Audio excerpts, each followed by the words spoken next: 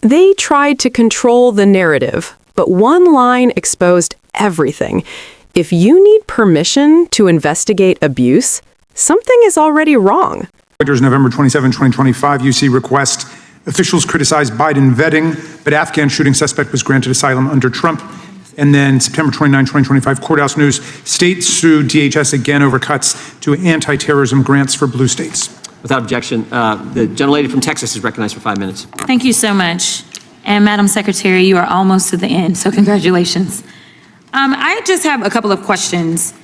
Are you aware that the law that was written by this Congress makes it clear that members of Congress are allowed to, entitled to enter any detention? Representative Crockett, I apologize. I have to run to vote in another committee, Secretary, and Mr. Schmidt will chair, and you will get extra 15 seconds, but I apologize for that. Yes, thank you. Thank you so much Mr. Chairman. Appreciate it.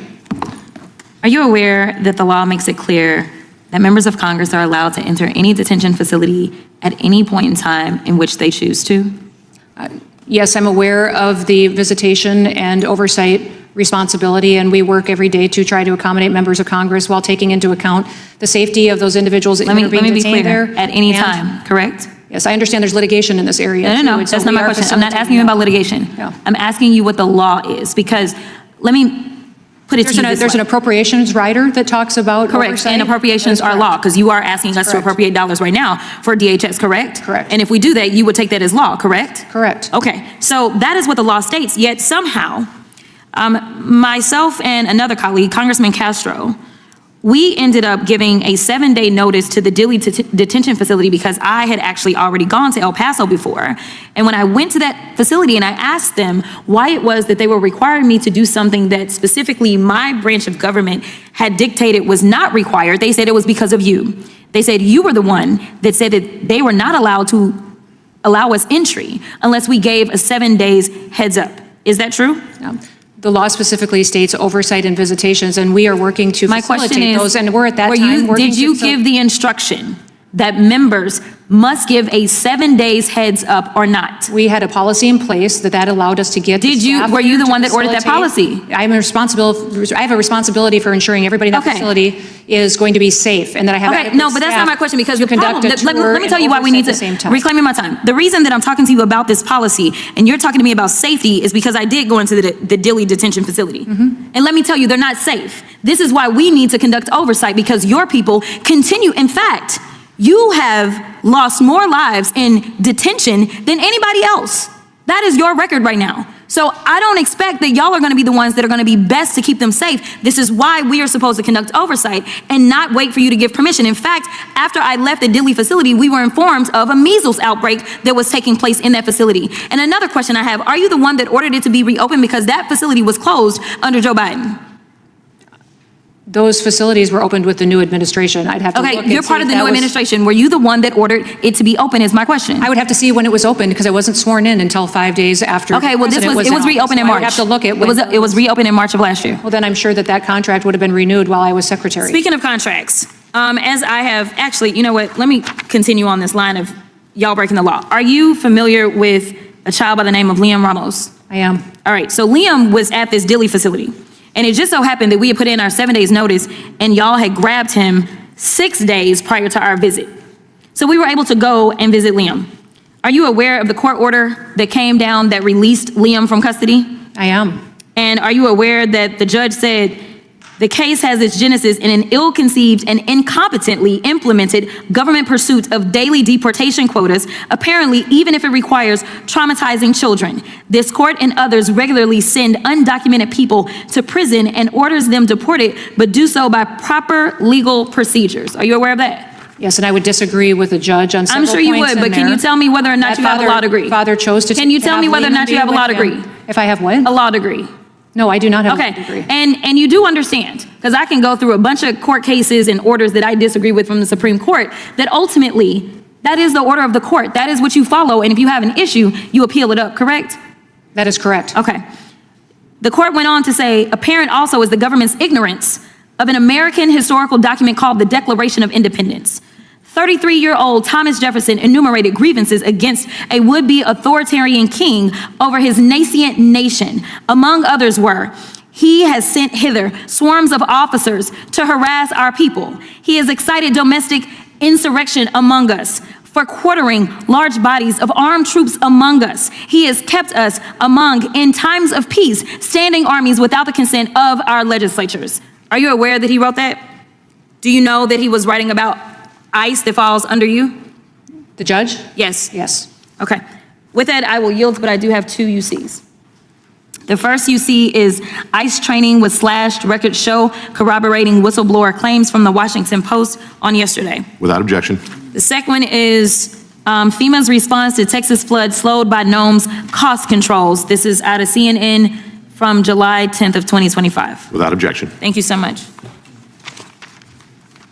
I'm going to close it unless, what do you think? Okay.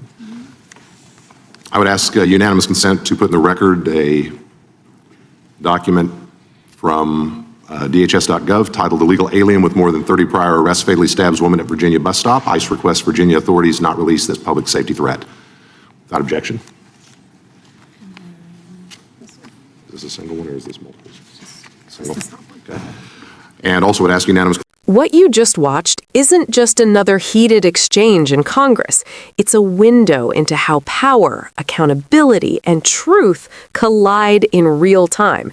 And if you're paying attention, the most important issue here isn't politics, it's oversight. Because here's the core question that should concern every American. When elected officials are legally allowed to inspect detention facilities at any time, why would there be policies that slow that process down? That's not a small detail. That goes straight to the heart of how democracy is supposed to function. Oversight is not optional. It's not a favor that agencies grant to Congress. It is a constitutional responsibility. When lawmakers show up, they're not just representing themselves. They're representing the American people, asking what's happening behind closed doors in our name. And what we saw in this exchange is a clear tension between what the law allows and how policy is being implemented. When a direct question gets a roundabout answer, that tells you something. It tells you there may be a gap between transparency and control. Now let's talk about the bigger picture: immigration detention. This is one of the most complex and emotionally charged issues in American politics. But complexity should never be used as a shield to avoid accountability. Whether someone is documented or undocumented, once they are in U.S. custody, their safety, their treatment, and their basic human dignity become the responsibility of the government. That is not a partisan belief. That is a moral baseline. And this is where Democrats have consistently drawn a line. You can believe in border security. You can believe in enforcing immigration laws, but you cannot ignore conditions inside detention facilities. You cannot dismiss reports of illness outbreaks or cases involving children or court rulings that raise serious concerns about how policies are being carried out.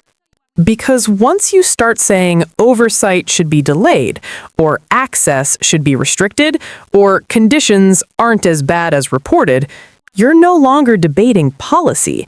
You're debating whether accountability itself should exist. And that's dangerous.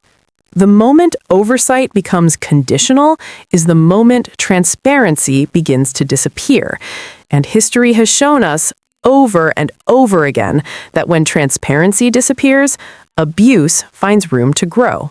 That reference to the Declaration of Independence wasn't random either.